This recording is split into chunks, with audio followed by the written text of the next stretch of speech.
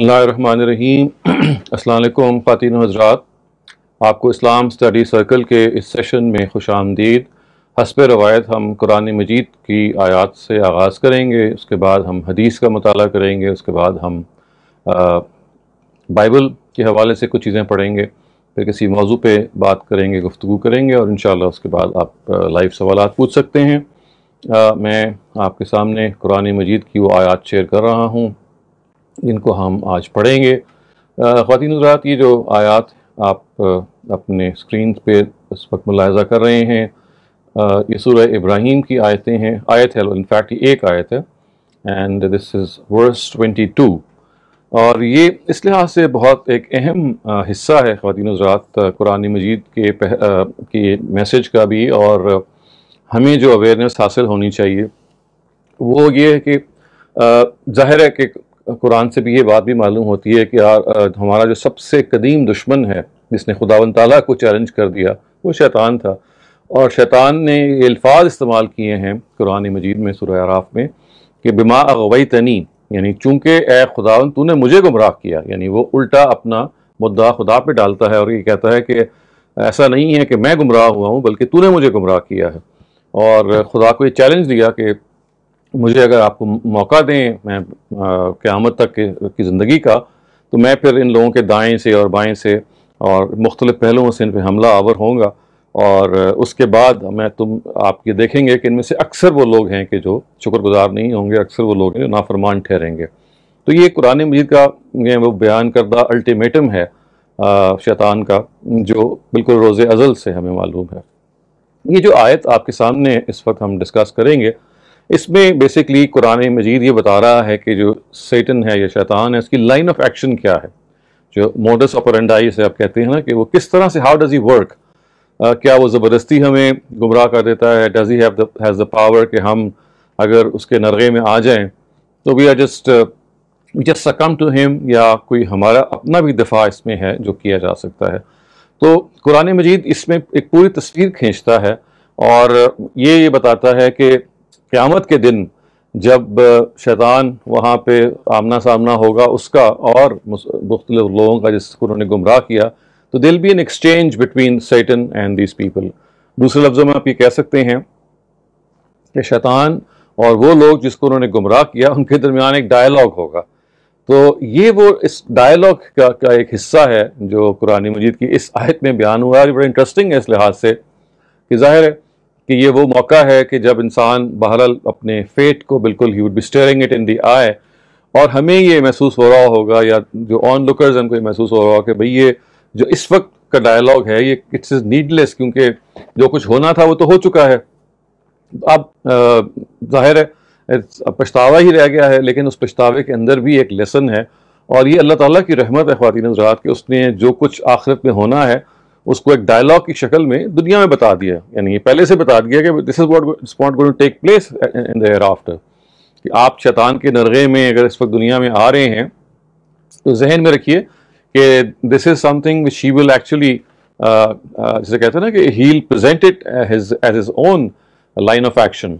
तो इसके अल्फाज हैं कि वक़ाल शैतानु लम्मा क़ुज़ियल अम्र इन्नल्लाह वअदकुम वअदल हक़ वअदतुकुम फ़अख़लफ़्तुकुम वमा कान ली अलैकुम मिन सुल्तान इल्ला अन दअउतुकुम फस्तजबतुम ली फला तलूमूनी वलूमू अनफुसकुम मा अना बिमुस्रिखकुम वमा अंतुम बिमुस्रिखिय्या इन्नी कफरतु बिमा अशरक्तुमूनी मिन क़ब्ल इन्नज़्ज़ालिमीना लहुम अज़ाबुन अलीम। तो अल्फाज ये है कि and when the judgement has been passed in the here after, यानी जब फैसला हो चुकेगा and people will be sent to hell and others to paradise, ये अब उस वक्त है, यानी this is the time when this dialogue will take place। तो क्या डायलॉग है? Satan will say to his followers, यानी शैतान जो है वो अपने पैरोकारों को, अपने फॉलोअर्स को क्या कहेगा? God indeed made a true promise with you, I too made you a promise but did not keep it। खुदा ने वादा किया वो सच्चा वादा था, मैंने भी आपसे वादा किया लेकिन मैंने झूठा वादा किया। और फिर ये देखें अल्फाज ये कहे कि yet I had no power over you, यानी मैं आपको जबरदस्ती नहीं गुमराह कर सकता था। I only invited you and you responded to me, मैंने तो सिर्फ आपको बरगलाया था, आपको शीशे में उतारा था और आप शीशे में उतर गए। دھوکہ دینے کی کوشش کی, آپ دھوکہ کھا گئے, آپ کے پاس اختیار تھا, آپ بچ بھی سکتے تھے, لیکن you succumb to my lure. So اب دیکھیں وہ کیا کہتا ہے, do not blame me but blame yourselves فلا تلومونی ولوموا انفسکم. اب آپ مجھے نہ بلیم کریں جناب, یہ تو آپ کی اپنا کیا دھرا ہے, اپنے آپ کو آپ الزام دیں. اور پھر یہ کہا کہ ما انا بمصرخکم, کہ I cannot help you nor can you help me.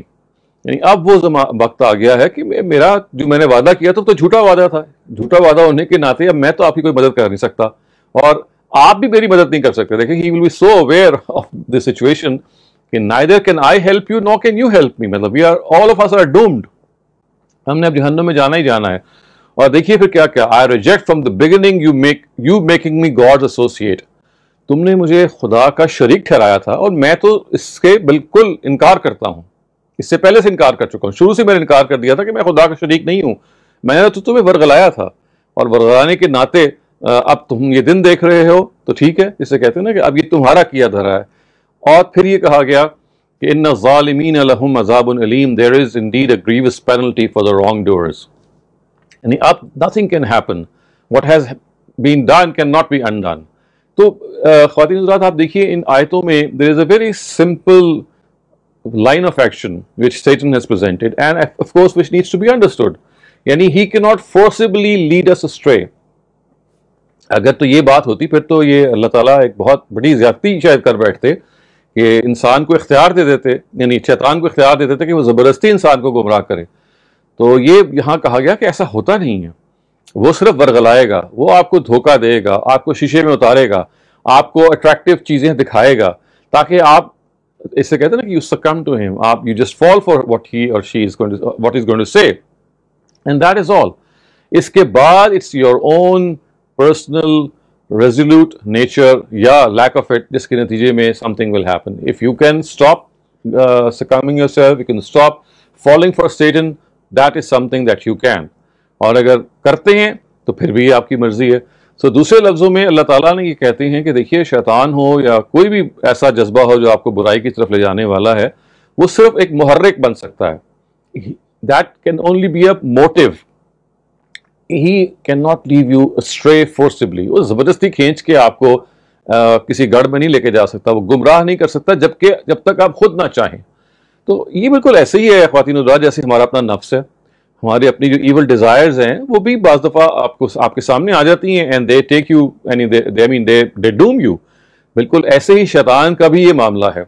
تو اس وجہ سے کبھی یہ نہ سمجھے گا کہ اللہ تعالیٰ نے دنیا کو ایسے بنایا کہ شیطان کو یہ مقام دے دیا کہ he just grabs anyone and takes him away from God. نہیں, ایسا نہیں ہے. ہاں البتہ یہ ضرور ہے کہ قرآن مجید میں مختلف جگہوں پہ یہ آیا ہے کہ وہ لوگ جو خدا کا انکار کرنے کا فیصلہ کر دیتے ہیں, جو برائی میں مبتلا ہو جاتے ہیں, who have taken to evil and night and day they spend their time doing evil, ان کے بارے میں اللہ تعالیٰ یہ کہتے ہیں کہ نقید لہو شیطانا فہو لہو قرین. پھر ہم ایک شیطان ان پہ مسلط کر دیتے ہیں جو ان کا ساتھی بن جاتا ہے. He becomes his companion and he leads them astray.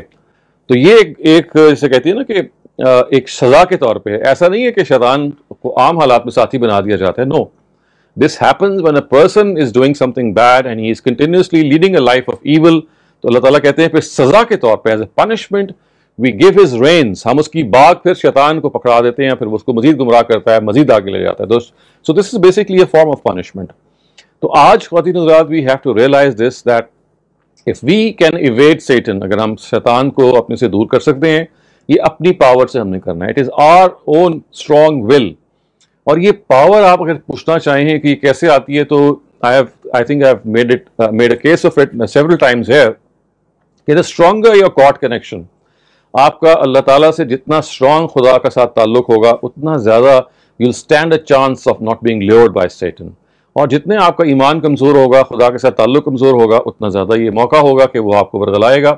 اور اس میں ایک چیز اور بھی ہے جو شاید ہم نے لاسٹ ٹائم ہی قرآن کی ایک آیت پڑھی تھی نا, ہم نے یہ دیکھا تھا کہ دیکھیے یہ جو ریپینٹنس ہے یا واپس آنا ہے اللہ تعالیٰ کو بہت پسند ہے. بلکہ مجھے یاد آیا کہ یہ بائبل کا ایک کوٹ تھا, یعنی God loves people who turn back. یعنی اگر شیطان نے آپ کو ورغلا بھی لیا ہے, somehow you have been fallen to Satan, even then if you realize and you come back to God, تو خدا کہتے ہیں کہ this is something which is really I mean it's really something which is a source of happiness to me. تو شیطان اگر آپ کو برغلا بھی دے تو as soon as you realize کہ somehow something is going wrong, تو آپ فوراً اپنے آپ کو جھٹکیں, فوراً اپنے آپ کو جھنجھوڑیں and you move back to God. لیکن یہ ذہن میں رکھیں کہ اللہ تعالیٰ نے شیطان کو کوئی قدرت آپ پہ نہیں دی, کوئی آپ کے اوپر ایسی پاور نہیں دی کہ I mean you can do nothing against him. No, this is not possible. You have this willpower, you can do it, and as we can see from this dialogue, if you don't do it, so look what Satan will tell you on the day of judgment. Blame yourself, don't blame me. فَلَا تَلُومُونِي وَلُومُوا أَنفُسَكُمْ. It's not that I have done something. I just gave you an invite. I just called you towards evil and you made out of your own will. آپ نے کہا ٹھیک ہے. تو یہ اس لحاظ سے ہمیں ذہن میں رکھنا چاہیے اور اپنی پرسنل ول پاور کو, اپنی پرسنل اچھائی کو پکارتے رہنا چاہیے, بہتر کرتے رہنا چاہیے. And we should always know that we can defeat evil, we can defeat Satan, come what may. And if we are people who are led away by Satan and we immediately realize, so it's a win-win situation. In both cases, God says that He is someone who is merciful to us. Ab Khwateen Hazrat, let us move on to the second part of our study circle. This is basically a hadith that we are going to study, and this hadith has been taken from the Al-Jami' al-Sahih of Imam Muslim. So اس کے جو الفاظ ہیں, یہ انس بن مالک جو ہیں, جو نبی صلی اللہ علیہ وسلم کے خادم خاص ہیں, he was an attendant to the Prophet, ان سے یہ روایت ہے. تو اس کے الفاظ یہ ہیں کہ انس بن مالک قال قال رسول اللہ صلی اللہ علیہ وسلم حفت الجنت بالمکارہ وحفت النار بالشہوات. بہت خوبصورت الفاظ ہیں. I mean they are like proverbs. It's like I mean one liner جیسے کہتے ہیں نا, کہ انس بن مالک who is of course a companion radiyallahu anhu said that God's messenger stated, paradise is encircled with hardships and hell is encircled with desires. I mean یہ ہے نا حفت الجنت بالمکارہ, یعنی اگر آپ if you want to go to paradise, so it's not an easy way out. I mean this is something which is always there for you, but you have to earn it, you have to work for it. تو یہ جو حفت الجنت بالمکارہ ہے, اس کا مطلب یہ ہے کہ جنت جو ہے آپ کو اس کے ارد گرد جو مشکلات ہیں, you have to overcome those difficulties to enter paradise. اور جہنم جو ہے اس کے ارد گرد succumb to those desires, those whims that you have, پھر I mean this is something that will lead you into hell. And if you conquer those desires, اگر آپ you are able to overcome them, تو پھر that's going to keep you from going to that. تو آپ یہ you can clearly see خواتین حضرات کہ what the Prophet is trying to warn us and trying to forewarn us is کہ دیکھیے it's not a جنت میں جانا, یا it's like saying that to have success in the hereafter is not an easy thing. مطلب you'll have to undergo a lot of trials and tests, and I think اگر آپ you have read scriptures and you have read the Quran, you'll find out the most trials that were born, I think, were by the prophets of God. The way they had to bear those hardships, the way they had to go through certain trials and tests, it's virtually, آپ دیکھیے نا, حضرت ابراہیم کی کبھی مثال ذہن میں رکھیے. I mean, he was shown in a dream that he is being sort of directed by God in a symbolic way to dedicate his son by slaughtering him. ان کو یہ دکھایا گیا. اب یہ اور بات ہے کہ it didn't mean that he need to slaughter his son. It meant that he wanted to dedicate his son for the work of God. لیکن انہوں نے اس کو جس مفہوم میں لیا, تو یہ کتنی بڑی آزمائش تھی کہ 14-year-old kid, and that too was granted in his ripe old age. He was 86 or 87 when he was given Ishmael, the first son, the firstborn, after so many prayers and after so many efforts. And he had to be put through this trial. یہ اور بات ہے کہ it was a trial and he came out very well. لیکن just look at the fact that اگر آپ کو یہ کہا جائے, یعنی میں آپ کو اپنا پرسنل ایکسپیرینس بتاتا ہوں کہ جب کبھی میں حضرت ابراہیم کا قصہ سورہ صافات میں پڑھتا ہوں, جہاں پہ یہ کہا جاتا ہے کہ فلما بلغ معه السعي قال يا بني إني أرى في المنام أني أذبحك فانظر ما ترى. It's a whole picture which is being painted. اور پھر اسماعیل جواب میں کہتے ہیں قال يا أبت افعل ما تؤمر. یعنی Ismail was just a 14-year-old boy. He said, God, you do what, Father, you do what you have been commanded to do by the Almighty. And you'll find me a patient and full of resolve. تو یہ کوئی کم آزمائش ہے جو حضرت ابراہیم کی ہوئی. پھر آپ دیکھیے حضرت ایوب جو ہیں، ان کو آپ جاب کہتے ہیں بائبل میں. Look at the immense grief that he had to go through. He was inflicted with so many problems of health. ان کے جو جسم تھے، اگر آپ ان کا سفر پڑھیں، سفر ایوب جسے ہم کہتے ہیں، the book of Job, تو you'll find کہ ان کے جسم میں کیڑے وغیرہ چلنے شروع ہو گئے تھے اور وہ اتنے کمزور ہو گئے تھے. ان کے جو سارے امیجیٹ رشتہ دار تھے they were actually, they all were killed. وہ مر گئے سارے. And he had to, go through a lot of things. اور اسی وجہ سے دیکھیے ان کا لقب پڑ گیا ایوب صابر، جاب the patient. تو اس لیے کہ وہ اس سے گزرے. پھر دیکھیے نبی صلی اللہ علیہ وسلم کو، نبی صلی اللہ علیہ وسلم کا آپ دیکھیے کہ ان کی جو بیوی ہیں حضرت عائشہ، ان پہ زنا کی تہمت لگ جاتی ہے. Just imagine a person who is leading the Muslim mission in the city of Medina and everything is going so well, and suddenly یہ واقعہ افک ہوتا ہے جس میں حضرت عائشہ is smeared with this thing کہ بھائی now she has to stand in the pulpit, so to speak. اور جیسے کہ ان کو اپنے دفاع کرنا ہے. پھر نبی صلی اللہ علیہ وسلم اتنے پریشان ہو گئے تھے. He said کہ I have no defense for her، کیونکہ میں بولوں گا تو ظاہر ہے کہ یہ ایسے ہی ہوگا جیسے you're speaking in favor of your own beloved. تو خدا کو وہ آیتیں اتارنا پڑیں and خدا had to declare the innocence of Aisha, and this took place a while. it took place after a while. تو عائشہ کا پورا معاملہ. تو غرض آپ یہ دیکھیے گا کہ سارے prophets of God, they may be having an extremely high status before God in the hereafter, but don't forget what they had gone through in this world. دنیا میں وہ کتنی پریشانیوں اور آزمائشوں سے گزرے. اور یہ تو پیغمبر تھے خواتین حضرات. اس کے ساتھ ساتھ آپ دیکھیے عام انسانوں کی جو آزمائشیں ہیں اور وہ بھی بہت کڑی اور سخت ہو جاتی ہیں. تو یہ بتایا گیا ہے کہ بھئی جنت میں جانا کوئی سوکھا اور آسان کام نہیں ہے.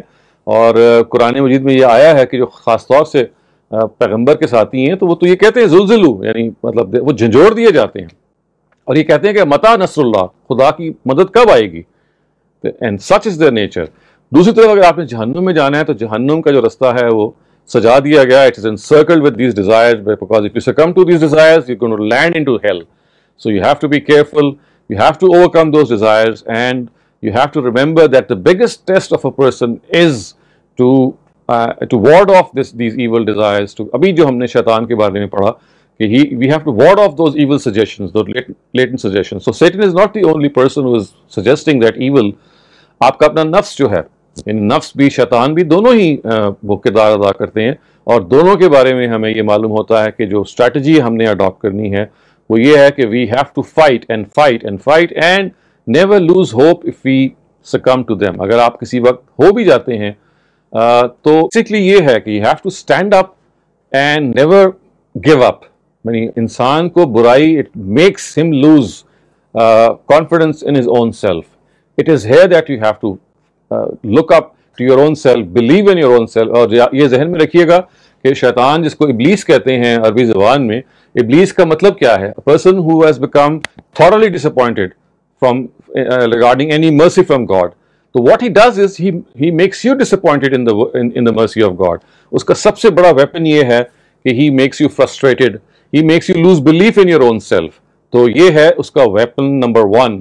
And you have to realize that he attacks from this weapon a lot, and he makes you feel worthless. کہ بھئی you make a commitment not to succumb to me and you do it every second day. So even if it happens every day, make it a point that you'll get up after every fall and you'll rise again and try again and never give up. Ab Khawateen Hazrat, let's move on to the third part of our session, which is this Bible verse. And میں نے یہ جو verses لی ہیں have been taken from the book of Matthew chapter 15 verses 10 to 20. Slightly longest passage ہے لیکن آپ اس کو سنیں because اس سے آپ کو اندازہ ہوگا how the prophet Jesus would ward off such questions and certain insinuations جن کے بارے میں people would try to actually corner him.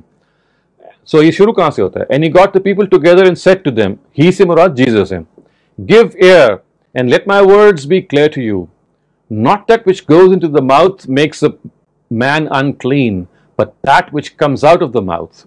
اتنا خوبصورت بات ہے. یعنی ان کو اعتراض یہ کیا گیا تھا. اس سے پہلے کا جو حصہ ہے وہ یہ ہے کہ انہوں نے کہا تھا ان کے جو حواری تھے, ان کے جو دوسرے لوگ تھے, فارسیز بلکہ کہنا چاہیے, جنہوں نے اعتراض کیا تھا, انہوں نے کہا تھا کہ Jesus has sat down with these filthy people and he's not even washed his hands. So look at the point that he is making, that what goes into the mouth with those dirty hands is not unclean, but what comes out of it, that is unclean. Then look at the point that he is making. Then the disciples came and said to him, did you see that the Pharisees were troubled when these words came to their ears? But he said in answer, every plant which my Father in heaven has put in the earth will be taken up by the roots. Let them be. They are blind guides. وہ اندھے راہ دکھانے والے ہیں. And if a blind man is guiding a blind man, the two will go falling into a hole together. Then Peter said to him, make the story clear to us. اب ظاہر ہے کہ جو پطرس ہیں ان کے جو one of his followers said, it's not very clear what you have said, کہ جو انسان کھاتا ہے اس سے انکلین نہیں ہوتا بلکہ جو منہ سے باہر آتا ہے وہ چیز ہوتی ہے جو امپیور ہوتی ہے. تو دیکھیے وہ کیا انہوں نے جواب دیا. And he said, are you like them, still without wisdom? Do you not see whatever goes into the mouth goes into the stomach and is sent out as waste? جو کچھ آپ کھائیں گے it's just going to go out as waste. آپ دیکھیے, look at these beautiful words. But the things which come out of the mouth come from the heart, and they make a man unclean. For out of the heart come evil thoughts, the taking of life, broken faith between the married, unclean desires of the flesh, taking of property, false witness, bitter words. These are the things which make a man unclean. But to take food with unwashed hands does not make a man unclean. جسے کہتے ہیں نا کہ دل سے سبحان اللہ کے الفاظ نکلتے ہیں کہ only a prophet of God could have uttered such words, کہ آپ کے دل کے اندر سے جو چیزیں نکلتی ہیں. ظاہر حضرت مسیح کا مقصد بھی یہ تھا کہ وہ بتاتے کہ یہ جو ایول ڈیزائرز ہیں, یہ جو انکلین ڈیزائرز ہیں جس میں آپ دوسروں کو ایکسٹورٹ کرتے ہیں, غبن کرتے ہیں, جھوٹی گواہی دیتے ہیں, سخت الفاظ بولتے ہیں, یہ آپ کے دل سے باہر نکلتے ہیں. تو ساری تکلیف آپ کو اس سے ہو رہی ہے کہ میرے ہاتھ صاف نہیں تھے اور میں نے کھانا جو کھایا وہ ظاہر ہے کہ انکلین ہو جائے گا. تو اس کو انہوں نے رد کیا, انہوں نے کہا جی جو کچھ آپ نے کھایا وہ تو ویسٹ کے طور پہ نکل جائے گا, لیکن جو آپ کے اندر سے باہر آئے گا اصل انکلینلنس تو وہ ہے.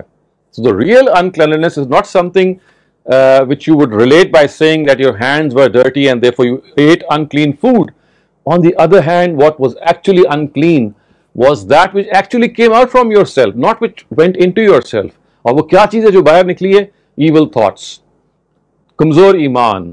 یہ بات کہ آپ شادی شدہ جوڑوں کے درمیان تفریق پیدا کریں, you make them fall apart, آپ ایکسٹورٹ کریں, آپ جھوٹی گواہی دیں, یہ چیزیں ہیں جو جس چیز کی طرف آپ کو دھیان دینا ہے.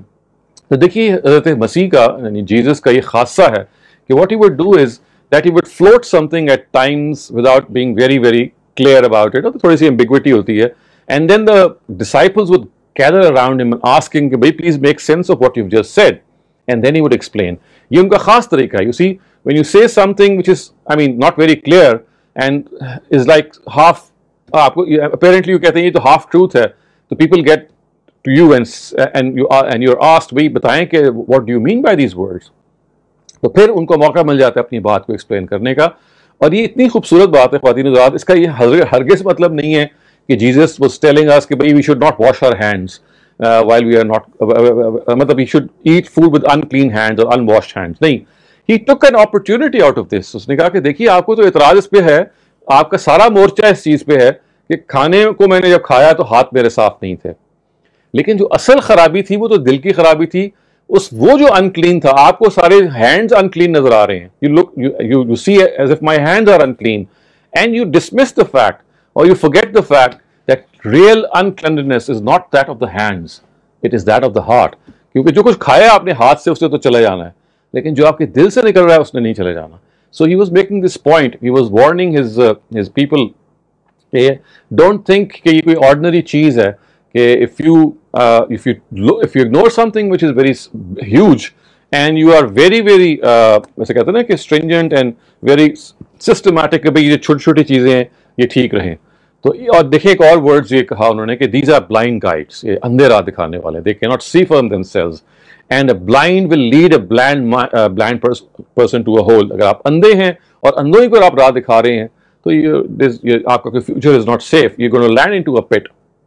تو یہی حضرت مسیح کی جو خوبصورت ٹیچنگ ہے, it even goes today. You have to understand, you have to see the bigger picture. In the bigger picture there are things which cannot be ignored. یعنی یہی وہ چیز ہے جس کو ہم آج مسلمانوں میں آپ دیکھتے ہیں کہ آپ کو شاید ظاہر میں وہ نظر آئیں گے, انہیں داڑھی ہم نے رکھ لی, یا ہم نے کپڑے خاص طرح سے پہن لیے, یا خواتین نے حجاب لے لیا, لیکن اس کے ساتھ ساتھ ظاہری طور پہ تو ہو سکتا ہے کہ آپ نے اپنے آپ کو کچھ اسے کہتے ہیں نا کہ مظاہر تقویٰ کا پابند کر لیا, لیکن داخلی طور پہ چوری, جھوٹ, مس اسٹیٹمنٹس, انڈر اسٹیٹمنٹس, انجسٹس, مطلب all sorts of these bad things they start emanating from you, and you give this assurance to yourself, تسلی دیتے ہیں کہ بھئی اس سے فرق نہیں پڑتا, because I mean we are people who are following a certain appearance which is appearance which God wants us to do. تو bigger picture یہ ہے کہ appearance has nothing to do with this whole bigger picture کہ بھئی if you're not a clean person from inside, this outside appearance is not going to save you. یہ بات ہے جو آپ کے ذہن میں رہنی چاہیے کہ جیزس کے زمانے میں جو جوز کا حال ہو گیا تھا, جو یہود کا حال تھا, وہ ایگزیکٹلی یہی تھا کہ the bigger realities of life would be dismissed, absolutely forsaken, and the small things کہ بھی ہاتھ دھوئے ہیں کھانے سے پہلے کہ نہیں دھوئے, بیٹھے ایسے ہیں یا نہیں بیٹھے, چلے ایسے ہیں یا نہیں چلے, وغیرہ وغیرہ. تو جیسس نے he would just turn the words and he would say کہ بھئی look at the fact how you're treating and you're making these small things appear so large and they have very little weight, and the larger things which have such weight you just dismiss them. Or I think this is something which we also have to realize that probably we also are guilty of something very similar, and God help us. So we now move on to the fourth part of our session, and this is something which we're going to have a small talk upon, and this is, iska naam hai ji, leaping out for others. As you can see clearly that this is something which, I mean, it needs no explanation. لیکن ہوتا یہ ہے خواتین حضرات کہ دوسروں کے لیے محسوس کرنا, دوسروں کے لیے فیل کرنا, although it's so natural, it should be so natural, لیکن at times we become so, I mean, جیسا ہوتا نا کہ you forget about these things. میں آپ کو اس کی مثال دیتا ہوں. جیسے دیکھیے ایک سرجن ہے, a doctor who is used to treating fatal patients and he sees dead bodies every day. So death becomes something very ordinary. So at times you become desensitized towards death because you see it's happening so much that, I mean, people who would, jinka koi someone has departed would be very, very shocked, and they would be in all kinds of travail. But they would see a doctor very calm and collected, and they would think, okay, what's wrong with him? Doesn't he have any emotions? No, that's not the case. But the fact is that he does have emotions, but because of the fact these things have become a routine to that doctor, that he, I mean, loses sight of a lot of things. Exactly in the same way, at times jo misery hoti hai, it makes us lose sight of the fact that misery is something that should invoke us. It should stir us from our slumber. ہمیں اٹھائے, ہمیں جھنجھوڑے. اور اس میں پھر یہ آپ کو یہ ضروری ہوتا ہے کہ if you yourself are not a person who is going to look around and see how humanity is, I mean, the problems that it is facing, تو پھر یہ بعض دفعہ artificially کرنا پڑتا ہے. یعنی I do talk to my students and I mean, people that I would like to talk to, and I tell them that if there is something which is creeping into yourself, which is making you hard-hearted, ہوتا ہے نا کہ آپ you become so callous at times without realizing and without actually wanting to be callous. لیکن آپ کے بس میں نہیں ہوتا because you see you think that misery is far away. کہیں آگ لگی ہوئی ہے تو بہت دور لگی ہوئی ہے, کہیں سیلاب آیا ہوا ہے بہت دور آیا ہوا ہے, کہیں زلزلہ آیا ہوا ہے بہت دور آیا ہوا ہے. نہیں, تو یہ دیکھنا کہ بھئی یہ this is something that I am a part of. اس کا طریقہ ہمیشہ یہ ہوتا ہے خواتین حضرات کہ always tune yourself to the misery which the world is going through. Wherever it is, it could be right under your nose, it could be outside somewhere, I mean, close to you, or in some other city, in some other country. And these are the things that should shake you, and these are the things that also should make you realize the blessings of God. خدا کا شکر بھی اسی سے پیدا ہوتا ہے. اور اگر آپ نے خدا کا شکر کرنا ہے تو اس کا ایک ہی طریقہ ہے, وہ یہ کہ جو خدا نے نعمتیں آپ کو دی ہیں وہ آپ شیئر کریں, وہ لوگوں تک پہنچائیں. اور یہ ورڈز میں نے سوچ سمجھ کے استعمال کیے ہیں. It's not just to watch out for others, it's to leap out for them. مطلب جسے کہتے ہیں نا کہ it shows your inner enthusiasm, it shows your inner exuberance کہ بھئی I'm waiting that as soon as I see someone who would like to, I mean, I can help, I should be there for that person. تو اس میں جو کی بات ہے وہ یہ ہے کہ don't let people come to you to ask. You have to go to them first. It should not be the case that people come to you. نہیں, why should that happen? It should be you who are reaching out for such people. It is you that who comes to know کہ بھائی فلاں جگہ پہ یہ ہو رہا ہے, فلاں جگہ پہ یہ ہو رہا ہے, and maybe I can do something. If I am not able to do something personally, maybe I can pick up the phone and do something and call one of my friends to do something.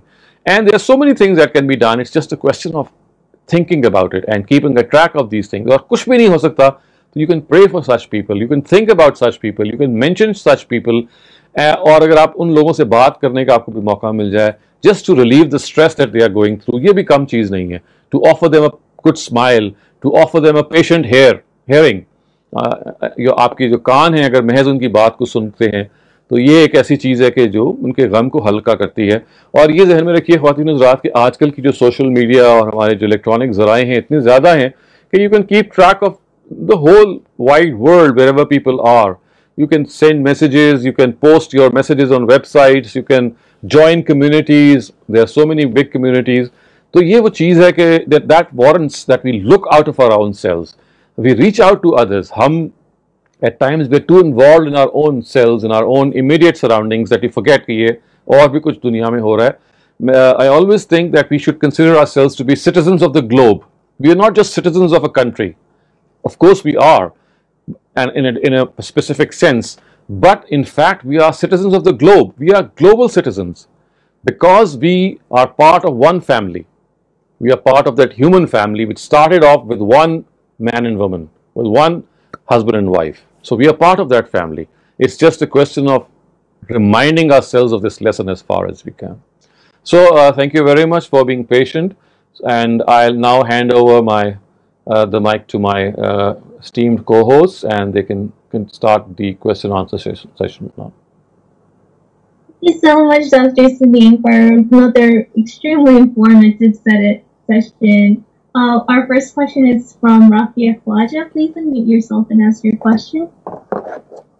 Assalamu alaikum, Dr. Shazab. میرا آپ سے یہ سوال ہے that the prophets went through a lot of trials, but they had special strength given to them from God. Mm-hmm. We human beings don't have the same strength. So how do we cope when the trials for us become overwhelming in this world? Thank you. So I think I just explained that as well. کہ یہ ٹھیک ہے کہ prophets of God have a very special relationship with the Almighty, but then again their trials are even stronger. So the more you have a status before God, the more you are tested and tried. Lekin the bottom line is that if you have to have that resilience built up in you, you should have a strong God connection. خداوند تعالیٰ کے ساتھ آپ کا جو تعلق ہے وہ ایک مضبوط تعلق ہو. اس تعلق کے اندر آپ خدا کے ساتھ اس طرح سے جڑ جائیں کہ جیسے He is your only savior. آپ کو تو یہ پتہ ہے نا کہ آپ کی جو closest of your inner thoughts, your secrets which you can never share with anyone, even with your best friend, وہ خدا کے علم میں ہیں اور خدا جو ہے ان کو جانتا ہے. اور He is the only person who is going to survive or outlive everyone. So all other supports are temporary. We just need to realize that. And the only support that we can really count on is God. پہلی بات. دوسری بات یہ ہے کہ we have to understand on every single occasion کہ خدا is caring for us. The system of this universe, the parents that we have, the body that we have been given, the way that this world has been created, all of this shows that we have a person who is caring, and He is actually our savior, and He is, even if He's putting us through certain trials, تو اس کا مقصد کیا ہے کہ ہمیں اور مضبوط کرنا. So remember there is another side towards these trials. It may be a blessing in disguise. At times یہ آپ کو جیسے کہتے ہیں نا کہ یہ جو باد مخالف ہے یہ آپ کو اونچا اڑانے کے لیے چلتی ہے. Adverse currents are they intend to make you fly higher so that you can come closer to God, you become a better personality, your latent abilities جو normal حالات میں دبی ہوئی ہوتی ہیں وہ ایک دم سے نمایاں ہونی شروع ہو جاتی ہیں. تو آئی وڈ سے کہ خدا کے ساتھ جتنا آپ کا گہرا تعلق ہوگا, خدا کے ساتھ آپ کو جتنا ایمان ہوگا, اور اس کے ساتھ ساتھ never forget that in your trials there were always times in your past when you were enjoying a lot the luxuries of life. So what ہوتا کیا ہے کہ when we pass through trials we forget the good times in the past and we think that this is the only situation that we have been ever in. نہیں, ماضی میں دیکھیں خدا نے آپ کا کتنا خیال رکھا. اور یہ ذہن میں رکھیے گا کہ یہ جو ڈسپوائنٹمنٹ ہے یا ایک لحاظ سے فیلنگ لو ہے, یہ اٹس سو نیچرل کہ نبی صلی اللہ علیہ وسلم کو تسلی دینی پڑی ہے بہت ساری جگہوں پہ قرآن مجید میں. دیکھیے نبی صلی اللہ علیہ وسلم کو کہا گیا ما ودعک ربک وما قلی, یہ آپ کو یہ اتنی آزمائشیں آ رہی ہیں تو یہ مت سوچیں کہ آپ کا رب جو ہے وہ آپ کو چھوڑ بیٹھا ہے, ایسا ہرگز نہیں ہے, بلکہ وہ تو آپ کو ایک خاص ایک سچویشن سے گزار رہا ہے تاکہ آپ کے اندر اسٹرینگتھ پیدا ہو, تاکہ آپ یہ یاد کریں کہ دیکھیے ماضی میں اللہ تعالیٰ نے آپ کو بہت کچھ دیا تھا, تو یہ نہیں کہ سوچنا چاہیے کہ اگر اس وقت مشکل پیش آ گئی ہے تو شاید دوبارہ کوئی آسانی نہیں ہوگی. تو یہ چیزیں ہیں جو اپنے آپ کو بار بار ریمائنڈ کروائیں, اور اس سے امید ہے انشاءاللہ کہ you will have that inner connection that what is happening for the better. It's from Omar. جی السلام علیکم, اٹس مسز عمر. جی ڈاکٹر صاحب مجھے پوچھنا تھا, what's the difference between nafs and shaitan? How do we differentiate? How do we get to know this is from our nafs or this is from shaitan? So we don't do that. We cannot do that because you see, both are sources which call towards evil. Aapki jo internal desires, ji, something which is inside you also calls you towards at times evil, اور shaitan alag se hai. اور shaitan جیسے کہ قرآن مجید میں آیا ہے کہ وہ جنوں میں سے ہوتا ہے, انسانوں میں سے بھی ہوتا ہے, تو at times it is pretty visible. جیسے مثال کے طور پہ بعض جگہوں پہ تو یو کی ناٹ ڈفرینشیٹ, لیکن بعض جگہوں پہ آپ ڈفرینشیشن اس طرح سے کر سکتے ہیں کہ آپ کو پتہ ہے کہ خارج میں کوئی ایک برا شخص ہے جو آپ کو ورغلا رہا ہے برے کاموں کی طرف, ہی از انویگلنگ you, he is levelling you.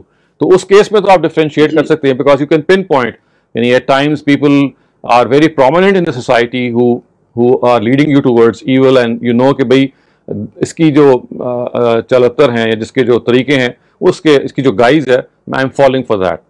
وہاں you can make a distinction, but on most occasions جہاں پہ you cannot identify a person, it's difficult to say کہ یہ نفس کی طرف سے ہے شیطان کی طرف سے. The only thing that you know is کہ دونوں sources ہیں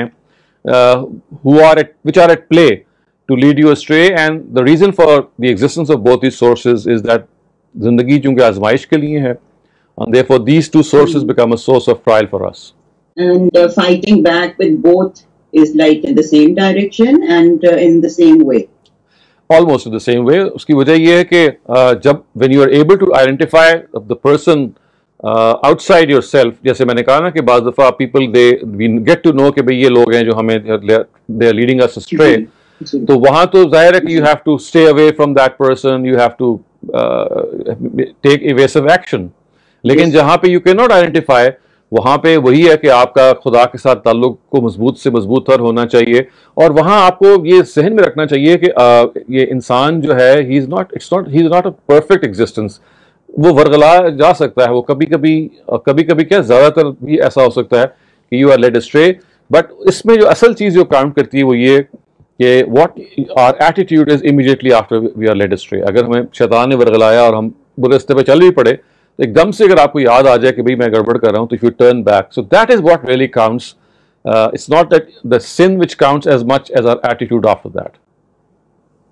Ji, and we've got like so many kids coming up with they want to fight back with the bad habits or the bad feelings, or like they feel bad, like jealousy or hatred and things like this, and they ask how to do it, how to go about it. تو دیکھیں اس کے بہت سارے چیزیں suggest کی جا سکتی ہیں. Each of these bad habits they have been tackled by psychologists, they have been tackled by even a book like the Quran جو آپ کو بہت سارے گائیڈنس دیتا ہے اس کے اندر, لیکن ہر ایک کا الگ الگ ہے, یعنی it's not the same for all things. جیسے جیلسی کے بارے میں بہت ساری گائیڈ لائن ہمیں بتائی گئی ہے. ایک یہ ہے کہ you should feel proud about your own set of skills. آپ کا جو اسکل سیٹ ہے اس کی طرف نگاہ رکھیں, اپنی کمزوریوں کی طرف نگاہ رکھیں, تاکہ آپ کو پتہ چل جائے گا بھئی آپ اپنے آپ کو جو سمجھتے ہیں وہ نہیں ہے. یہ it checks your arrogance also. So you see there are small tips for every sort of thing. اور امام غزالی کی جو احیاء العلوم الدین ہے جو کتاب, one of the very premier books of Islamic sciences, although it has a lot of ضعیف احادیث in it, جن کو آپ you can just ignore them. Other than that you'll find that he suggests a lot of tips کہ اگر آپ کے اندر فلاں روحانی بیماری ہے, جیلسی ہے یا ہیٹریڈ ہے یا غصہ ہے یا آپ کے اندر تمیز کی کمی ہو جاتی ہے, تو آپ نے ان کو کیسے ٹیکل کرنا ہے. تو یہ کتاب احیاء جو ہے it has been translated into many languages including English and Urdu and so many, and it has a 1-volume summary it made by Ghazali himself by the name of Kimya Saadat. ایک کتاب انہوں نے لکھی جو احیاء کی summary ہے, وہ خود ایک والیوم ہے, and that book also is available in so many languages, and so it's a very helpful guide as well. G thank you so much. Next question is from Javed. پوچھنا ہے جی, ہم جاتے ہیں نا عمرہ پہ, حج پہ, تو ادھر بھی مدینہ بھی جاتے ہیں, نبی کریم صلی اللہ علیہ وسلم کے وہ جو ہے زیارت کرنے, قبر مبارک جو بھی ہیں, تو یہ بتائیے کہ سعودیہ کا یا اوور ہمارا کیا کانسیپٹ ہے؟ ہم جب جاتے ہیں تو نبی کریم صلی اللہ علیہ وسلم سنتے ہیں ہماری بات؟ ایسی تو کوئی بات ہمیں قرآن سے معلوم نہیں ہوتی. ہمیں تو یہ بتایا گیا ہے کہ نبی صلی اللہ علیہ وسلم کی وفات کے بعد ظاہر ہے ان کی جو روح ہے, وہ اللہ تعالیٰ برزخ میں لے جاتے ہیں. البتہ یہ ضرور ہے کہ جو اللہ تعالیٰ کے نبی اور شہداء ہوتے ہیں ان کو ایک نوعیت کی زندگی حاصل ہوتی ہے عالم برزخ میں, نہ کہ قبر کے اندر. اور وہ زندگی کیا ہے؟ قرآن یہ کہتا ہے کہ لا تشعرون, وہ آپ کو پتہ نہیں ہے. اللہ تعالیٰ کے انعامات ان کو مل رہے ہوتے ہیں اور وہ اللہ تعالیٰ کے چونکہ بخشے ہوئے لوگ ہوتے ہیں.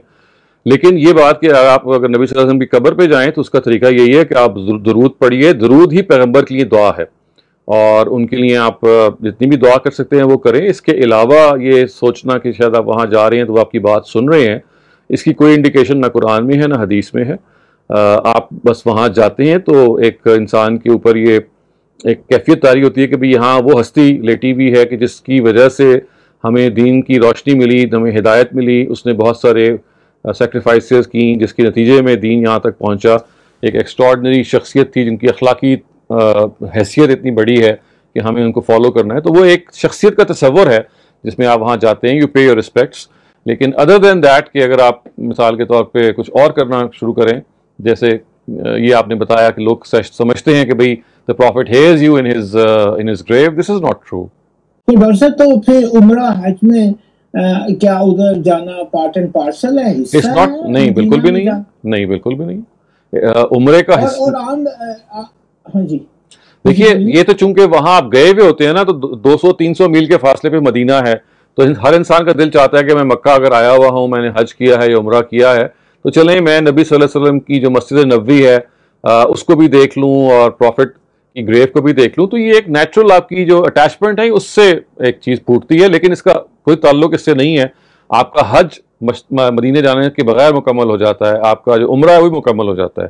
یہ تو ایک ایڈڈ چیز ہے کہ چونکہ آج کل ٹریولنگ اتنی مشکل ہے کہ آپ بار بار نہیں ایک جگہ پہ جا سکتے, تو چونکہ آپ ایک ملک میں آئے ہوتے ہیں تو آپ کی خواہش ہوتی ہے کہ be to make the best out of it.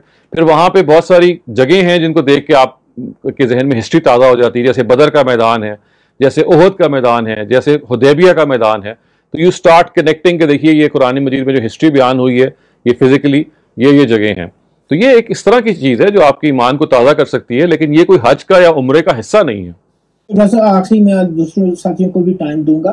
جب ہم جاتے ہیں تو وہ کہتے ہیں میرا سلام پہنچا دینا ادھر جا کے, اور اس طریقے سے بدعتیں, اور نعتوں میں بھی ایسا کہ رسول کو پکارتے ہیں انسٹیڈ آف اللہ, یہ شرک اور بدعت میں. ہاں جی بالکل ایسا ہی ہے کہ آپ اگر ایسی نعتیں ہمارے ہاں اتنی مشہور ہو گئی ہیں جو اصل میں آپ یہ کہہ لیجئے کہ خدا کا جو اسٹیٹس ہے ہم نے وہ پیغمبر کو دینا شروع کر دیا, تو یہ بالکل بھی درست نہیں ہے.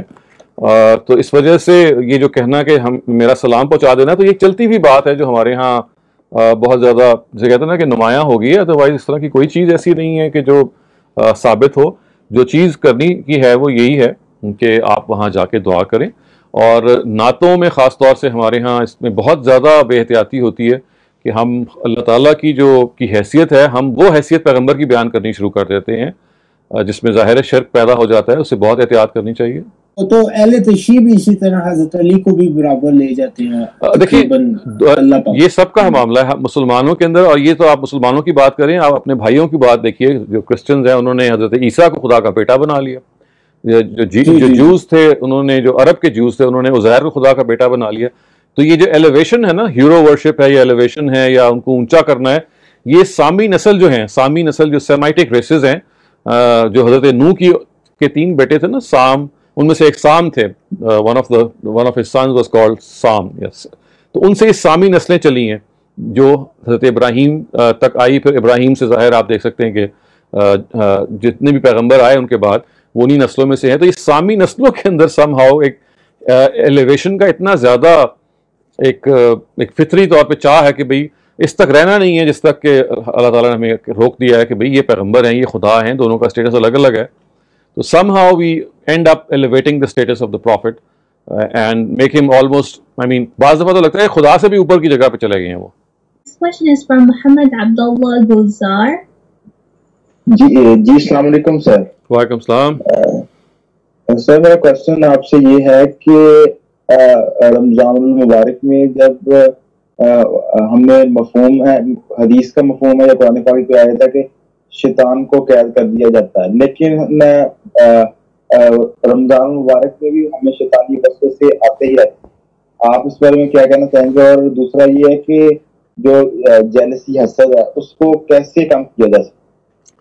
دیکھیں یہ جو بتایا گیا ہے کہ جنت رمضان میں سلسلۃ شیاطین، اس کا مطلب یہ ہے کہ ان کو قید کر دیا جاتا ہے.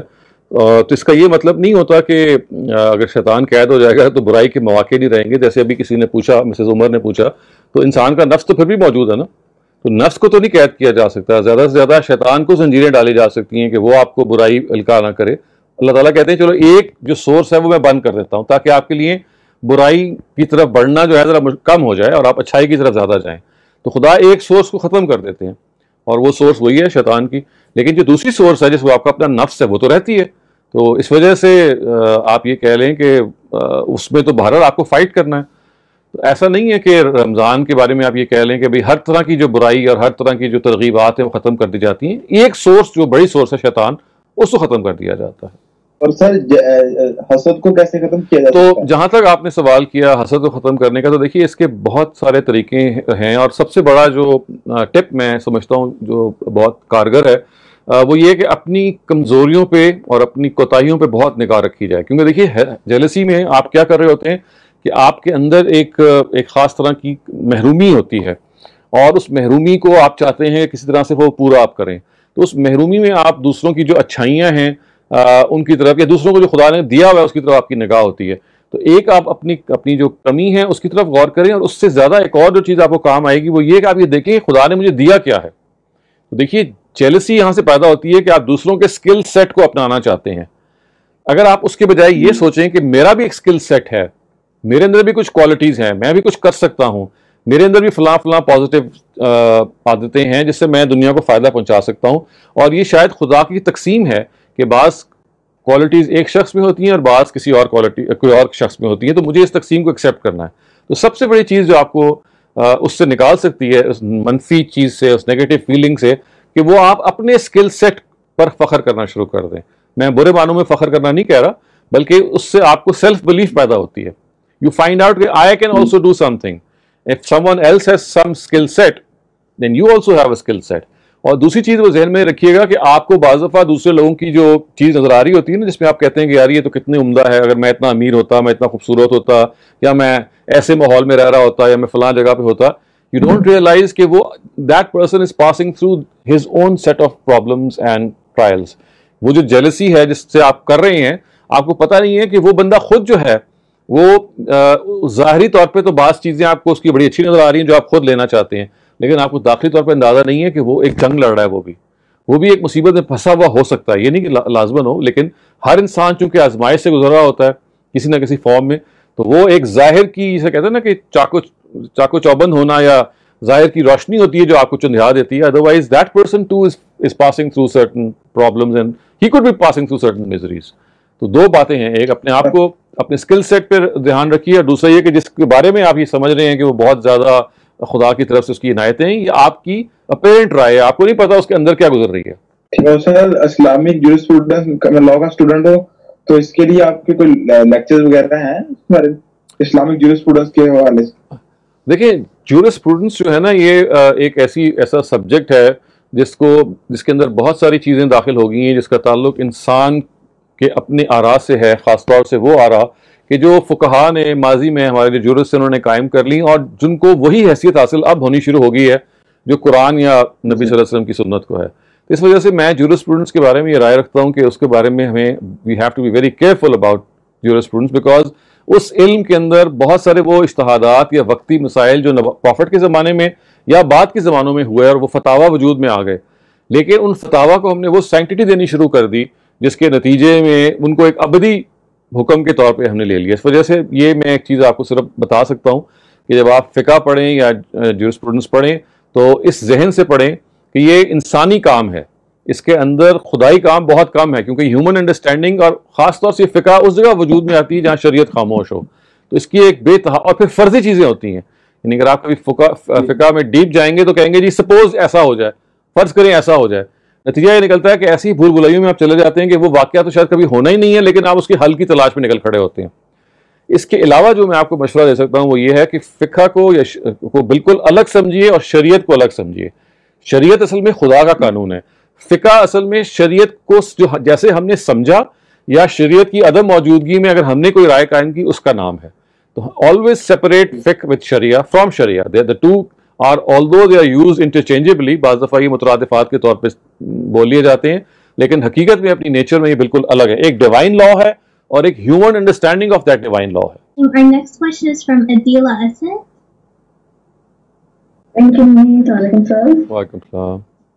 سر مجھے یہ سمجھ میں نہیں آ رہا, ابھی میں بہت دن سے بلکہ سوچ رہی تھی, اتفاق سے آپ کا ٹاپک بھی یہی تھا, جو یہ توبہ کا قانون ہے, واپسی کا, اللہ کی طرف لوٹنے کا, یہ دونوں کے لیے ایک ہے جو نان مسلمز ہیں اور وہ مسلمان ہو جائیں اور توبہ کر لیں, اور جو مسلمان ہیں وہ کوئی گناہ کر بیٹھیں اور غلطی کر لیں, تو دونوں کے لیے ایک ہی ہے.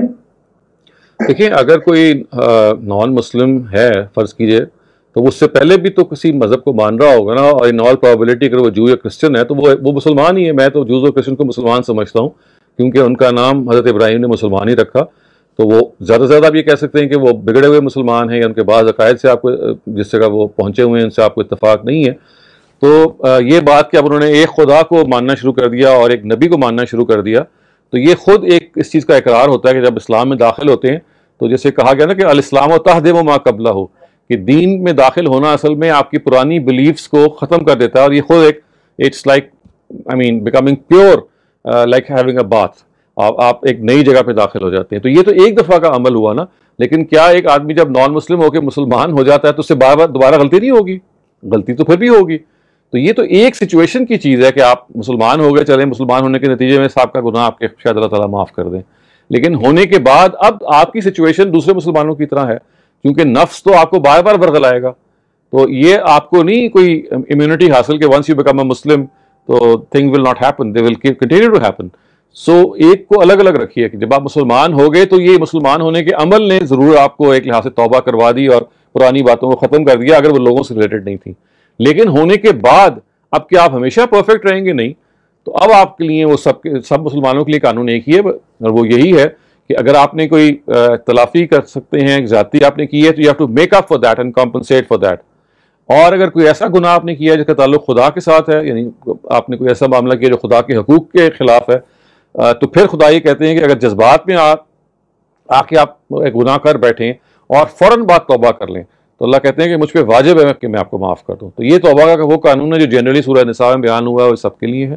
تو اس کو آپ اصل میں مسلمانوں اور غیر مسلمانوں میں تقسیم نہیں کر سکتے, بیکاز ایز اے سیڈ کہ once a non Muslim becomes a Muslim, he follows the same routine, he follows the same path. اور سر یہ اور جو توبہ کرنا ہے یہ تو اللہ کے, جیسے آپ نے کہا نا, کوئی ہوئے تو اللہ نے معاف کر دیا, لیکن کسی اور سے اگر اس کا تعلق دوسرے انسانوں سے ہے تو پھر اس کی تو معافی نہیں ہوگی. ہاں تو دیکھیں وہ قرآن نے اس کو بھی بیان کر دیا, اس کے لیے قرآن نے کہا الا الذین تابوا واصلحوا, کہ آپ نے توبہ کی خدا سے, کیونکہ دیکھیے زیادتی اگر آپ کریں گے تو آپ نے بندے کو بھی سوری کرنا ہے, خدا کو بھی سوری کرنا ہے, کیونکہ وہ بندہ خدا ہی کی مخلوق میں سے ہے.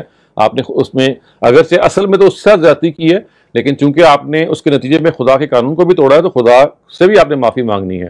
دونوں سے معافی مانگنا ضروری ہے, اگرچہ اس کی معافی اس کا معاف کر دینا بائنڈنگ ہے. تو اس کو بیان کیا قرآن کے الا الذین تابوا واصلحوا, سوائے اس کے ان لوگوں کے جو توبہ کریں, اور محض توبہ الفاظ سے نہ کریں بلکہ they set right whatever has been done wrongly by them. یعنی مطلب کیا ہے, they should atone for their sins. تو صرف توبہ کافی نہیں ہے, بلکہ کفارہ یا اس کو صحیح کرنا جو آپ نے غلطی کی تھی وہ بھی اتنا ہی ضروری ہے. ٹھیک ہے سر, میں سمجھ گئی. میں تھوڑا سا اس کو اور ایک اور ایگزامپل سے آپ کو बताती हूँ कि मैं एक और चीज में कंफ्यूज हूँ. जैसे अभी हम लोग आजकल एक शो बहुत मशहूर हो रहा है वो देखें, तो उसमें दिखाया है एक क्रूसेडर है जिसने बहुत लोगों को मारा है, but he is doing it दीन के लिए, अपने रिलीजन के लिए लड़ रहा है वो, और वो मुसलमानों को मार रहा है या जिसको भी मार रहा है, but he is doing it in the name of religion, his religion. और फिर then he converts to Islam, तो वो उसको कहते हैं कि तुम अब जैसे आपने कहा ना कि बिल्कुल साफ हो गए धुल के जैसे बच्चे की तरह. तो चले मुझे वो फिर भी समझ में आता है कि he is doing it in his name of his religion, वो अपने उसके लिए लड़ रहा है, जो वो बिलीव्स हैं उसकी, जो वो समझता है सही है. लेकिन एक आम आदमी जो कि ऐसे ही गलतियां कर रहा है, किसी कत्ल कर रहा है, बड़े गुनाह कर रहा है, लेकिन वो रियलाइज कर रहा है और वो वापस आ जाए, तो क्या दोनों के लिए एक ही बात होगी? नहीं देखिए, अगर आप ये पूछ रही हैं कि एक आदमी पहले लेट्स से कि इस्लाम मुस्लिम नहीं था और वो लोगों को कत्ल भी कर रहा था और कत्ल करने के बाद वो ईमान ले आया, तो ऐसा नहीं है कि वो कत्ल अगर उसने किए हैं और उसने उसका प्रॉपर प्रोसेस से उसको ख़त्म नहीं किया तो महज ला इलाहा पढ़ देना तो नहीं काफ़ी होगा ना. यानी आपने फ़र्ज़ कीजिए अगर आप you belong to any religion and you have killed a number of people and then you just convert, that's not going to stop the fact कि भाई आप But he is doing it for his religion in the name of Allah. नहीं, मैं वही कह रहा हूँ ना कि उसकी अपनी अंडरस्टैंडिंग के उसका ताल्लुक इस चीज़ से है कि फिर लॉ क्या है उसके लिए, यानी लॉ ऑफ द लैंड क्या है, क्योंकि किलिंग तो कोई लॉ जो है वो गवारा नहीं करता. यानी वो किस बुनियाद पे वो कर रहा था. अगर वो क्रूसेडर है तो मजहबी लॉ, आजकल तो क्रूसेड्स नहीं है ज़ाहिर है, वो तो उसी ज़माने में थी जब एक ख़ास तरह का इंटरनेशनल लॉ था. तो इस बहुत सारी बातों को देखना पड़ेगा कि जब वो पिछले मजहब में था तो वो जो फॉलो कर रहा था अगर वो खिलाफ उस दीन के खिलाफ था, क्योंकि देखिए आपने इंसानी जान ली है, कोई मामूली चीज़ नहीं है. तो महज मजहब को तब्दील करने से इस्लामी जो पुरानी जान या पुराना आपने जो गलत काम किए हैं उनमें से कुछ तो वो होते हैं ना कि विच कैन बी ओवरलुक्ड, लेकिन इंसानी जान का मामला जो है इसमें फिर बहुत सारी चीज़ों को देखना पड़ेगा कि वो प्रीवियसली वो किस कॉन्ट्रैक्ट में था, वो क्या मामला आते. महज ला इलाहा पढ़ने से वो ख़त्म नहीं हो जाएगा, क्योंकि वो दैट इज़ वो कोर्ट ऑफ लॉ में चैलेंज किया जा सकता है. इंसानी जान को आप इस तरह से नहीं ले सकते. तो जो दूसरी आपने बात की वो तो ज़ाहिर है बिल्कुल अलग है, उसका ताल्लुक इंसानी जान से चूंकि नहीं है. वो तो ये है कि आपसे रोज़मर्रा अगर गलतियां हो जाती हैं, लेकिन उस गलती में भी अगर इतनी बड़ी गलती हो जाती है कि अगर आपसे कोई कत्ल हो जाए या आप कोई, मैंने यही कहा कि अगर इंसानी जान किसी ने ली और फिर उसको रियलाइज नहीं, ये तो आप कह रही है ना पुराने उसके इसमें पिछले रिलीजन में, वही बात है. तो इस्लाम मैंने कहा उसकी तो फिर जरूरी है ना कि देखिए जान जब आप लेंगे, चाहे उस केस में लेंगे कि जब भी आपने अभी ला इलाहा नहीं पढ़ा था, मुसलमान आप नहीं हुए थे, उस केस में भी जरूरी है कि जान के मामले में जो लॉ है उसको you have to take into account. ये जो है ना अल इस्लाम मा तहदिमु क़ब्लहु जो रवायत आती है कि जो आप वो असल में ये कि जो आपने दूसरे गुनाह किए हैं या आपने पर्सनल लेवल पे गुनाह किए हैं वो उनके बारे में है.